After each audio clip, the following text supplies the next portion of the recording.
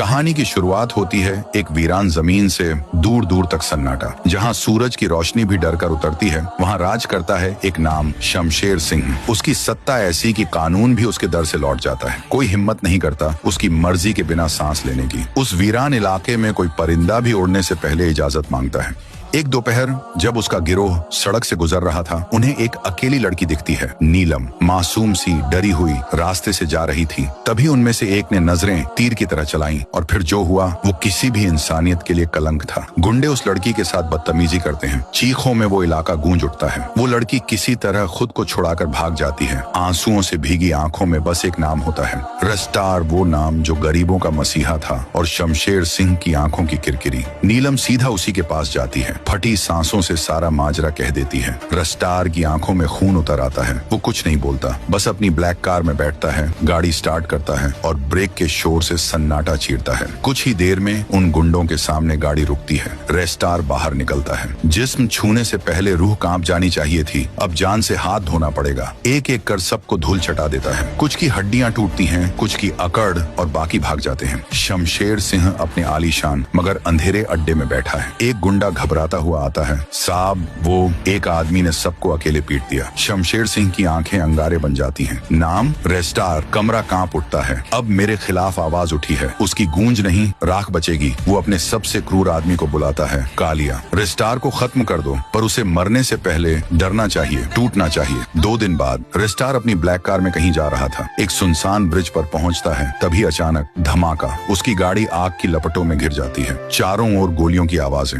रस्टार जैसे तैसे अपनी जान बचाता है, ब्रिज से कूद जाता है और एक गुप्त रास्ते से निकलता है। वो पहुंचता है अपने खुफिया अड्डे पर, एक पुराना गोदाम जिसके बारे में किसी को खबर नहीं। वो अपने सबसे भरोसेमंद दोस्त को कॉल करता है, ज्ञान भाई। कुछ देर में ज्ञान भाई पहुंचते हैं। रस्टार कहता है, पहली बार मेरे ऊपर हमला हुआ है, पता लगाओ किसने किया है। ज्ञान भाई चुपचाप सिर हिलाते हैं और वहां से निकल जाते हैं। दूसरी ओर शमशेर सिंह कहता है, वो बच गया साला, पर अब गांव को जकड़ो, वहां से भागेगा नहीं, घुटनों पे आएगा। उसके आदेश पर सैकड़ों गुंडे गांव पर हमला करते हैं। लोगों को कैद किया जाता है। महिलाएं रोती हैं, बच्चे कांपते हैं। गांव जो कल तक जीवित था आज कैद खाना बन चुका था। रस्टार को जब गांव पर हुए हमले की खबर मिलती है, वो तुरंत गांव लौटता है, पर जो देखता है उसके पांव जम जाते हैं। आ गया तू मसीहा, शमशेर हंसता है। तेरे लोगों को छोड़ दूं अगर तू मेरे सामने घुटनों पर गिर जाए। रस्टार कुछ पल सोचता है, फिर घुटनों पर बैठ जाता है। तभी अचानक धुआं छा जाता है, अंधेरा, गोलियों की गूंज, चीखें, और जब धुआं हटता है तो जमीन पर एक लाश पड़ी होती है। रस्टार की।